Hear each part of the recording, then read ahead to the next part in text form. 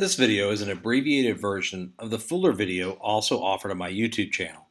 Please refer to that video for more depth and explanations about the importance of questioning. In this third video of our Win the Walkthrough series, we are taking a closer look at questioning. Questioning is not only an indication of rigor, but also emblematic of the academic culture of a classroom. Although many teachers understand the importance of good questions, fewer still employ the open-ended questions necessary to elicit students' higher-level cognition needed to explore, analyze, and evaluate real-world situations and audiences. So why is questioning so important as to be the only instructional strategy specifically mentioned in the framework for teaching?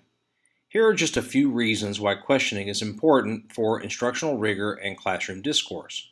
First, questioning engages students by stimulating their thinking and learning. This is especially true when questions are asked of specific students or groups instead of global questions asked of the entire class.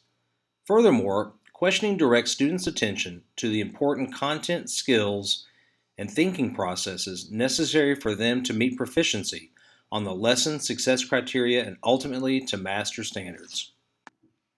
Statement 4 in our walkthrough instrument asks observers to provide teachers with feedback on their level of questioning. The statement provided here on the screen stratifies questioning into 3 bands. The first option simply implies that no questions were asked while the observer is visiting the classroom.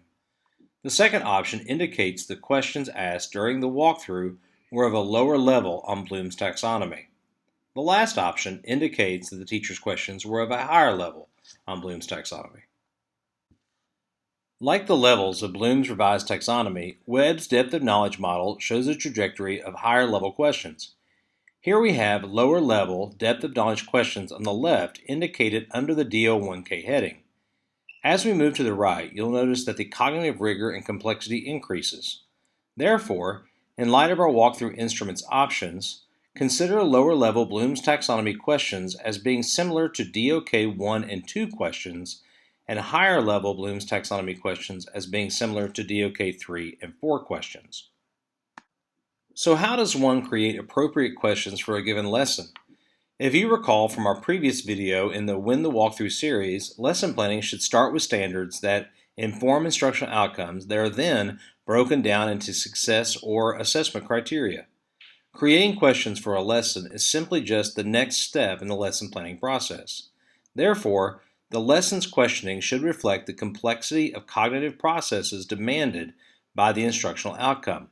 Put simply, questions should guide students' thinking to the level required to meet the success criteria at the end of the lesson. One can also refer to the descriptive rubric for questioning in Danielson's framework for teaching. This is component 3B. Notice that lower-level cognitive questions and single-path inquiry are rated ineffective and developing respectively. That is, questions that require students to recall a definite answer, answer yes or no, or have them guess what the teacher is thinking will not provide sufficient evidence for a teacher to reach accomplished. The framework offers some flexibility in the accomplished band for teachers to scaffold higher-level questions with some low-level questions. Therefore, as long as the teacher is moving students to higher-level thinking during the observation, lower-level questions are appropriate.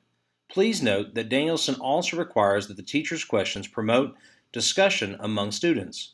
For example, a teacher who simply asks higher-level questions without preparing students to answer and discuss those questions may not earn the accomplished rating.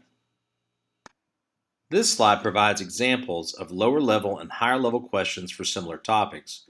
While using lower-level questions to review content, introduce new topics, or as scaffolds to higher-level questions is appropriate, higher-level questions are necessary to reach the degree of cognition required to master instructional outcomes and standards. For example, simply asking students to describe a character's actions may provide you feedback that they read the story, but asking them to defend or challenge the actions of that character not only elicits whether they read the story or not, but also promotes complex thinking as students must synthesize the character's actions with their experiences and understanding of ethics. The explanations that come from such higher-level questions are also more likely to promote authentic and engaging discussions than their lower-level counterparts. This concludes our Win the Walkthrough video on questioning. If you would like assistance in lesson planning or creating questions yourself, please reach out to me. Thanks for watching.